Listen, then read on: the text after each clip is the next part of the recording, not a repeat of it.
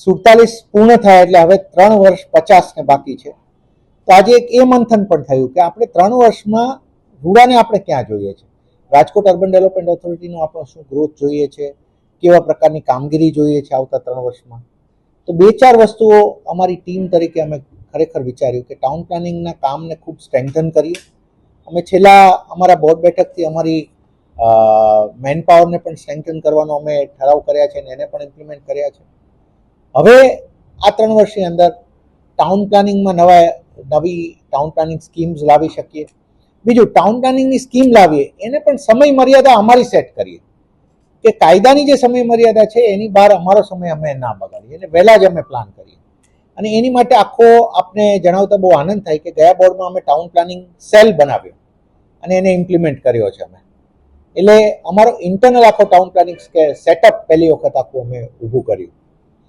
અમારી ઈચ્છા છે હાઉસિંગની જે સ્કીમ્સ ચાલે તો એ સ્કીમ પણ એવી બને કે જે સંપૂર્ણ આયોજન સાથેની બને અને એક સારું ઇમ્પ્લિમેન્ટેશન એનું પણ અમે કરી શકીએ. અમારો આખું યુનિટ છે પ્રોજેક્ટ ઇમ્પ્લિમેન્ટેશન, એને પણ સ્ટ્રેન્થનિંગ કરીએ. રૂડાને અમે ઓર ટેકનોલોજીનો યુઝ પણ અહીંયા વધારીએ એને પણ અમે વિચારી રહ્યા છીએ કે અમારા આયોજનમાં કઈ રીતે યુઝ કરી શકીએ. લોકો સાથેનું પણ જે રૂડાના વિસ્તારના લોકોને રૂડા બાબતના કંઈ પણ પ્રશ્નો હોય તો એમાં અમે વધારે એક્સેસિબલ બની શકીએ. એની માટે પણ અમે રેગ્યુલર સેટઅપ અમારું સેટ કરી રહ્યા છીએ.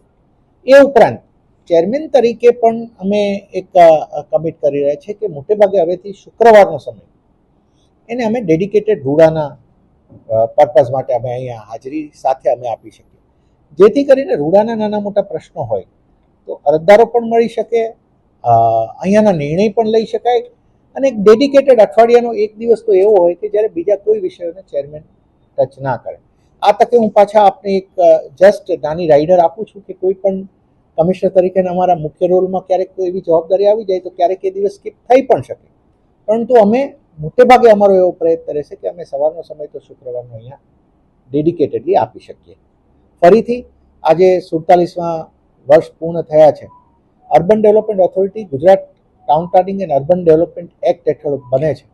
હું આપને તમામને એ વાત કહું કે ગુજરાતનો આ એક્ટ એટલો સુંદર એક્ટ છે કે આ એક્ટ આપણને એટલી બધી ઓથોરિટી આપે છે કામ કરવાની, જેની અંદર આપણે શહેરી વિકાસનું ઘણું સારું એવું આપણે કામ કરી શકીએ. અને જ્યારે ગુજરાતની 50% જેવી વસ્તી હવે શહેરી વિસ્તારમાં આવી રહી છે ત્યારે અર્બન ડેવલપમેન્ટ ઓથોરિટીનું કામ ઘણું મહત્વનું થઈ પડે છે. ફરીથી તમામને આ 48મા સ્થાપના દિનની ખૂબ ખૂબ શુભકામનાઓ અને આવતા વર્ષોમાં આપણે બધા સાથે રહીને ખૂબ સારી કામગીરી કરીએ.